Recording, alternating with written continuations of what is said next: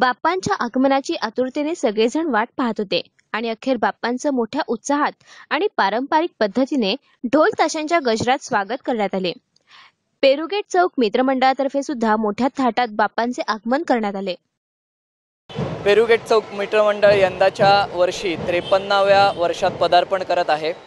लोकमान्यांचे विचार आणि दृकश्राव्याचा आधार या तत्वावरती पेरुगेट चौक मित्रमंडळ पिढ्यानपिढ्या एक सामाजिक प्रबोधन आणि सामाजिक विचार घेऊन चालणारी संस्था आहे।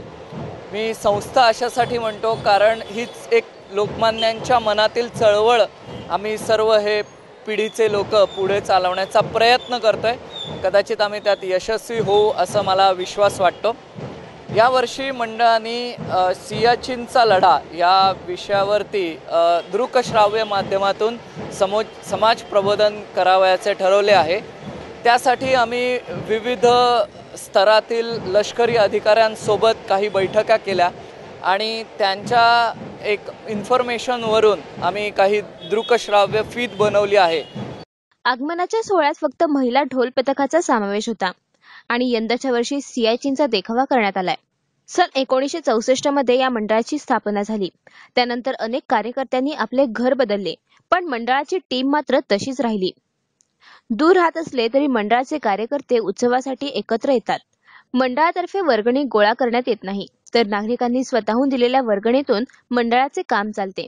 1997 पासून मंडळाने स्लाइड शोच्या माध्यमातून समाज प्रबोधनाला सुरुवात केली। यंदाच्या वर्षी सियाचीनचा देखावा करण्यात आलाय, तर या देखाव्याला पुणेकर प्रतिसाद देतील हे निश्चित आहे। गेल्या वर्षी मी पहिल्यांदा ढोल वाजवला, ह्या वर्षी बाकीची मदत पथकाला जी लागते ती मेनली करते मी। आणि अनुभव असा की पुण्यातलं एकमेव पथक आहे की ज्याच्यात बेसिक सगळ्या बाकीच्या मंडळांना कॉन्टॅक्ट करण्यापासून वादन आणि बर्ची अशा सगळ्या गोष्टी फक्त युवती करतात, जे बाहेर कुठेही बघायला मिळत नाही। म्हणजे ऑन स्टेज आणि बॅकस्टेज सगळ्याच गोष्टी फक्त युवती करतात। हा ज्ञानप्रबोधिनीचा युवती विभागाचा खूप मोठा उपक्रम असतो दरवर्षीचा। सो अशा गटाची एक भाग आहे, ते खूप छान वाटतं। सराव करताना सराव संध्याकाळीच 2च तासाची वेळ असते, कारण सगळ्या युवती असतात, त्यामुळे सगळ्यांना वेळेत घरी पोचायची घाई असते। त्यामुळे 2च तासात महिनाभर रोज सराव करणं ही खूप छान गोष्ट होती। आणि वेळ मॅनेज म्हणजे एखादी गोष्ट करायची असली की आपण कसाही वेळ काढतो।